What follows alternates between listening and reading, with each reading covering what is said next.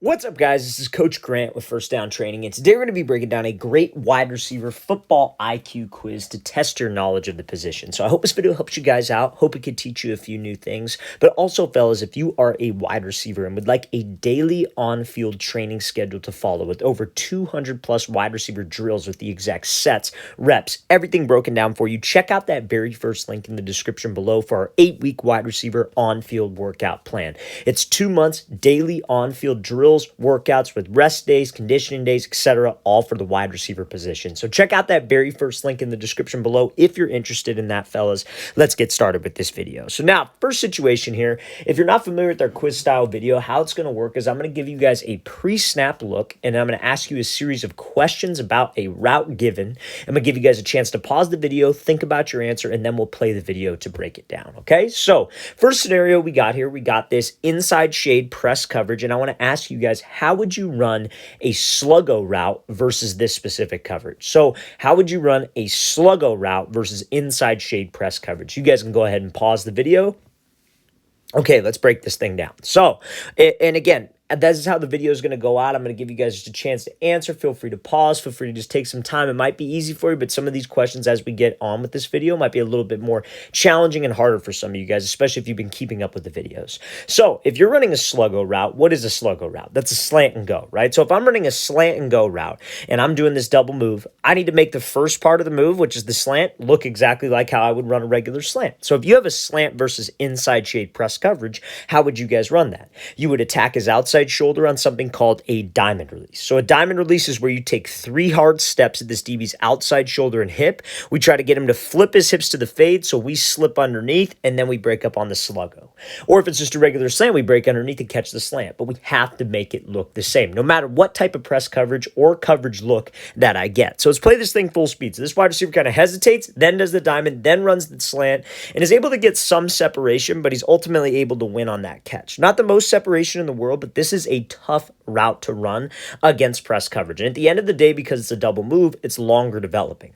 So we can't take 8 hours to get to the slant and then break back upfield. The quarterback will be sacked, and that's not a game realistic route. So if you guys said diamond release, slip underneath, then break back to the fade, that would be 100% correct. Now, some of you might have said, oh, well, you want to try to cross his face and sell the slant so he's on your back hip. And that might be true, but that doesn't look like how you would run an actual slant. Because again, if on film you guys run like a single move, so let's say a slant, for example, you guys run that one way, and then for a sluggo, you run it a different way, that's a tell. That's an indicator to that DB that anytime that you do something different, it doesn't look like that slant, to expect that slant and go. And smart DBs, smart DB coaches will be able to pick up on that, fellas. So just make sure that my routes look the same.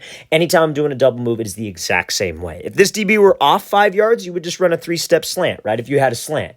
So if you're running a sluggo when he's off 5 yards, you make it look exactly like that 3-step slant. You just have to make your routes look the same. So let's play this again, full speed. Great job at this diamond release to make that look like that slant versus inside press. And then obviously finishing on that ball in that one-on-one chance. Okay, so now, next example we have here is going to be kind of a 2-part question. So I'm going to ask you a scenario on the route. Then we're going to play the route full speed, and I'm going to ask you a second question about what the wide receiver did wrong. Okay, and they kind of tie into each other. So number 1, how would you guys run a corner route? So a 10 to 12 yard corner route versus this type of coverage. Okay, so a corner route versus that type of coverage. So you guys can go ahead and pause the video, think about your answer. So pause the video. Okay, let's break this thing down. So number 1 thing when we come up to the line as a wide receiver is we got to identify 3 key things. Number 1, we have to identify the leverage or the shade of the DB. So if that DB is lined up outside shade, that means that he has outside leverage, right? So that's number 1. Number 2, how close or how far is he from me? He's probably about 2 yards away from me, so there's some space or some cushion, as I like to say. And then number 3, is it man or zone coverage? And this is an easy one for this situation. It's man because his eyes are on us, but there's some cushion there. And I have to run an outside breaking route versus outside shade press, or outside shade man, I guess you could say, more like a catch technique where this DB is just waiting for us. So now, number 1 thing, If you have an outside breaking route, do not force the outside release. If you guys said you want to square him up, give him a fake inside, then take the outside release, that would be incorrect. Because that DB's whole responsibility, this is why it's important to identify what shade he is to take away the outside. So he's lined up outside shade, that's his goal. You try to run to the outside, he's going to keep his leverage, he is going to squeeze you to that sideline, and when you break on your corner, you're going to have maybe 1 to 2 yards of space, and that QB ain't going to give you the ball. So if you guys said you would take an inside release, but first we would close the distance and attack his leverage, that would be correct. Okay, so now I'm going to play this full speed and then we'll break it down. So what does this wide receiver do wrong here? And this should be kind of a pretty obvious answer. He doesn't close space. Great job finishing on the play because that's what you have to do sometimes. Sometimes the route might not go according to plan, and these are the types of plays that a college coach would look for on film. Can they finish the play? Can they make the plays when things go wrong? Now, I'm going to play it again one more time, and I want you guys to think about what could this wide receiver have done better here. So you guys can go ahead and pause the video and think about that answer. Okay, so now, number one thing, it should be pretty obvious to most of you, is that he didn't close space, right? And that's the thing. Now, a lot of you guys hear me say, oh, you want to try to step on the DB's toes, you want to close space, you want to attack his leverage, all of those things, right? But what's the reasoning behind that? Why do I want to attack his leverage? And this is exactly why. Because if you just give him a fake to the outside, he knows to attack his leverage. He knows to take the inside release. And that DB might keep his leverage. We might have gotten him to move. But we still have to get to where? We still have to get to 10 yards. And if he's got like a 2-yard head start on me, all he has to do is take an angle on a 45 degree and he will beat me to the landmark of the route. And then when I go to break on the corner, he's right on my hip. I don't have a throw by opportunity. I'm not able to stack because there is too much space between the two of us. So when he breaks, he's breaking right into this DB. Easy telegraph for him. And obviously he's expecting the outside route because this wide receiver cut his split down. We could have at least threatened him with the inside route if we would have gotten skinny and not ran away from him. So what he should have done is he should have worked his release and closed the distance. Tried to step on this guy's toes, then give him a fake. So when he bursts up on that corner, he can be his right hip to this DB's right hip. Hip to hip. I call it getting skinny. So he could stack over the top of him. This DB's trailing his back hip. He can give a move. Or if this DB is right on his hip, he actually is in a position to where he could throw him by with his right arm because there's not this big gap of distance. So fellas, number one thing that I want you to take away from this, when we have outside shade coverage, do not force the outside release. Let's attack him, take what he gives us. Let's give the quarterback space to throw me open. Number two, you got to make sure that we close space. Anytime there's cushion or anytime there's a gap between the two of us, I want to take that line of scrimmage and bring the line of scrimmage to the DB so I could threaten him outside. Let's play this again, full speed one more time. Again, great job at this wide receiver finishing, but we need to make sure we set ourselves up to run a good route.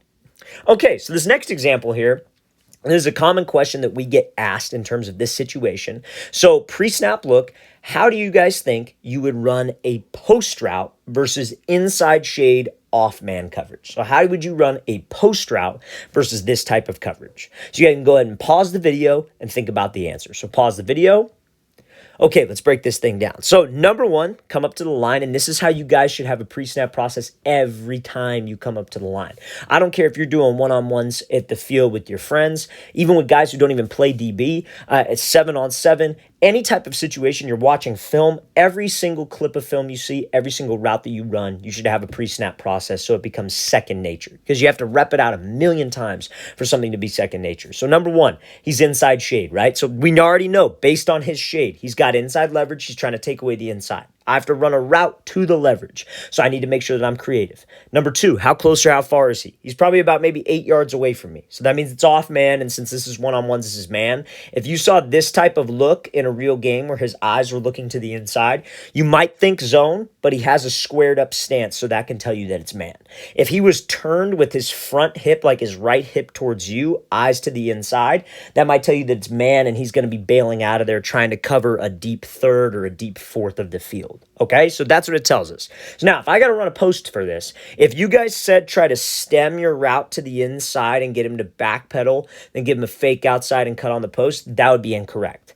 Now, the reason why that would be incorrect is, remember, this DB's inside leverage for a reason, to protect the inside.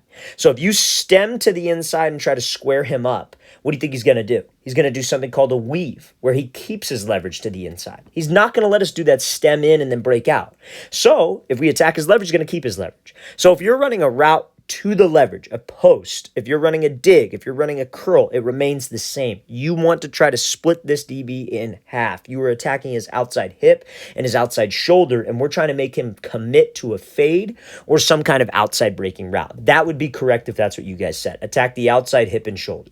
So let's watch what this wide receiver does here. He has a pretty creative move at the top. He does this like triple rocker step, I guess, if you will. And this is a move that you see a lot of elite level route runners use. You see Cooper Kupp do this all the time, right? So like if you have a DB who's like this inside shade off man, you could just run up to him and cut off of your left foot and break on the post and self fade really well. You could run up and you guys could do just a regular rocker step where you cut off the right foot, cut off the left, and then break on the post. Or you could do like a triple step rocker where you go left, you step with the left foot first, then right, then left. And that's what this wide receiver does. He breaks up, he goes 1, 2, 3. Now, the reason why he does this is, yes, he's threatening the outside shoulder and hip of the DB, so this DB doesn't keep his leverage and we don't run into him and screw up spacing. This is a realistic route situation, so that's why he's attacking the outside shoulder, but this also might look like a route that he has ran before.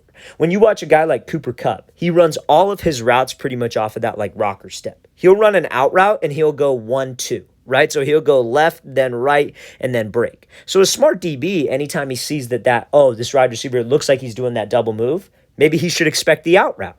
But if I have this triple step in my bag where I go 1, 2, 3, that makes it look like an out route. I'm still able to keep spacing, and it's a quick enough move to where I don't sacrifice a ton of timing. So again, it's just like the very first example we talked about, fellas. When you're running routes, you have to make the moves you look similar. If we don't make it look similar, we are predictable, and being predictable is how we get locked up. Let's play this thing again, full speed one more time. Great job by this wide receiver showcasing a perfect way to run that post route versus inside shade off man coverage. All right, fellas, I really want to thank you for watching. I really appreciate it. If you guys have any questions at all, don't hesitate to leave those in the comment section below. Always appreciate the feedback. It's always great to hear from you guys. And again, fellas, if you would like a full 2-month-long wide receiver on-field workout schedule, over 200 plus wide receiver drills with sets, reps, all broken down for you on a day-to-day basis, check out that very first link in the description below. We'd love to get you on that. I'll see you guys next time.